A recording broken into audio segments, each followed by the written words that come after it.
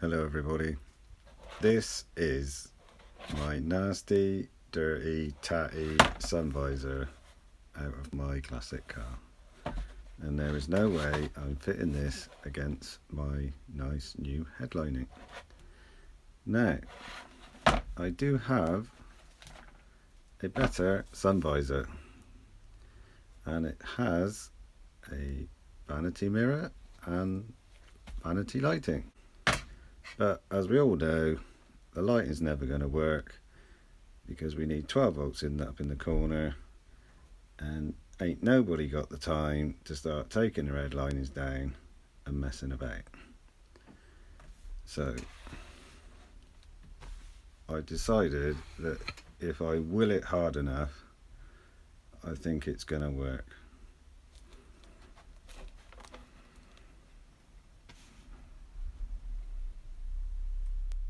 So, okay, what's going on here? The only way I could think of getting these lights to work was to make them battery operated. The only thing I could think of that was compact enough was a illuminated key fob. So I've been down to my local pound shop and obtained what I thought would be a nice easy swap.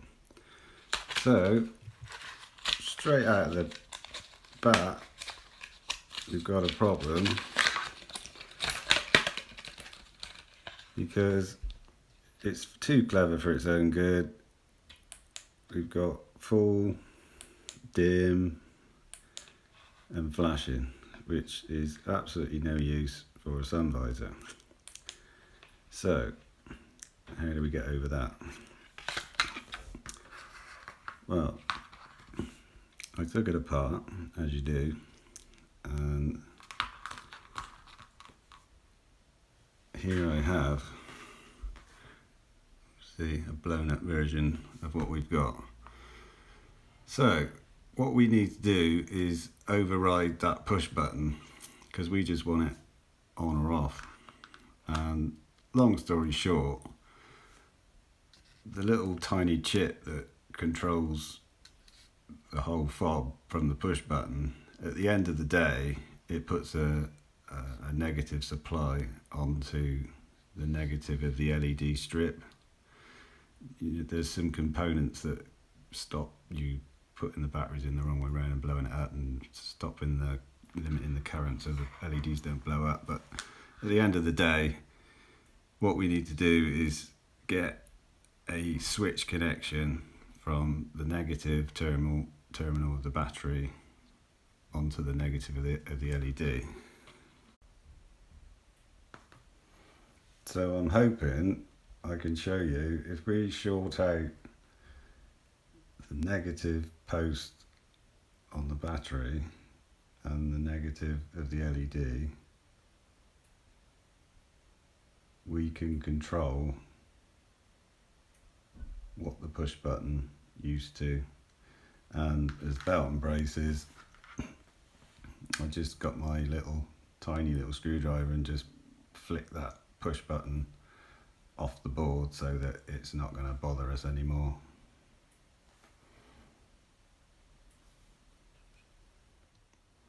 So the next problem we got is how are we going to get two strips to work, because we've only got one switch on the sun visor, the onboard switch on the sun visor itself.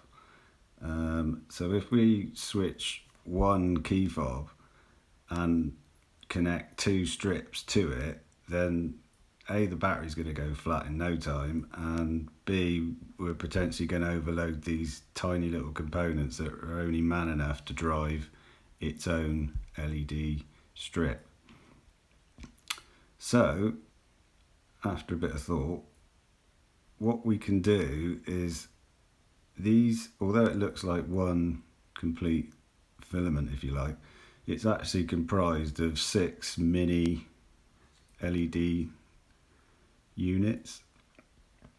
So if we chop these strips in half, which sounds drastic, but the way they're wired, it's fine, and then we get our second strip, do the same, then we can connect 2 lots of 3 onto one controller, So we got one switch, one controller, but two lights either side. This might make it easier. So that's what I ended up with.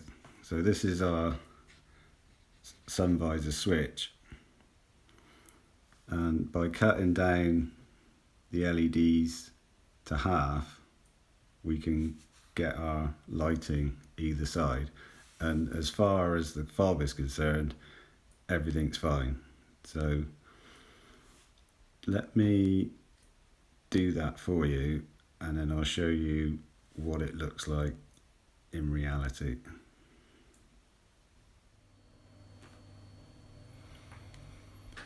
Okay, so this is what I came up with. This is the original switch inside the sun visor, as we showed on the diagram. The only other thing to mention is make sure you can get the batteries out. It doesn't matter where you put this, but if you were to try this, then just make sure you can slide those out. I put some small bits of white plastic to reflect the light a bit better, and all works a treat, and all for the total cost to me, because I had the sun visors, of £4, and I've got a spare set of batteries left over for each one.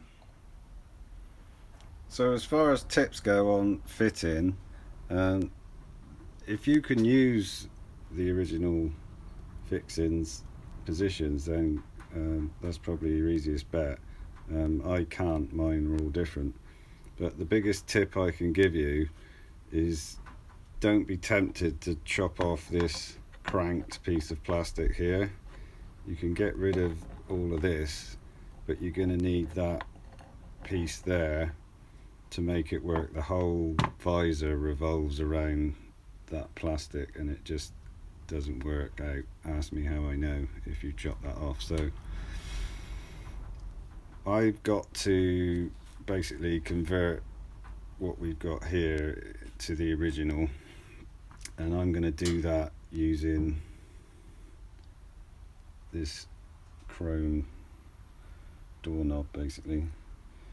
I'm going to drill right through the fixing hole and out the other side to give me the center, and then I'm going to drill that hole to match the pin coming out the end here. So I'll bring you back when I've got that done. Okay, so we've got rid of this by grinding off the end of the pin so we can release the spring. That gets rid of the modern end, and then I've finished the adapter, for want of a better term. So I've got my 5mm thread in down through the middle with a 5mm bolt through there. I've then gone ahead and drilled this end the same diameter as this, and only that depth down. So it's a bit of a tight fit, but basically that goes on there, and then the plan is to glue that. There we go. So we glue that on there, and then everything still works. This swivel part works just as it always did.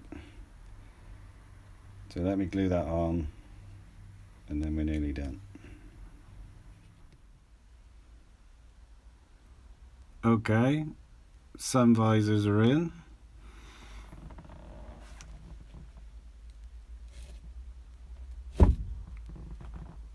Just to show you that the locking mechanism all works a treat. There's the adapter and all that in position. Lights are working. Jobs are good.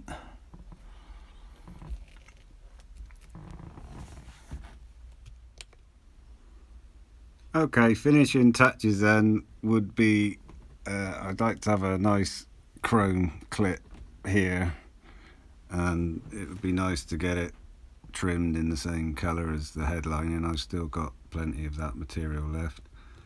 But apart from that, very happy with it. Alright, that'll do it for this one. Thanks for watching, guys. See you in the next one.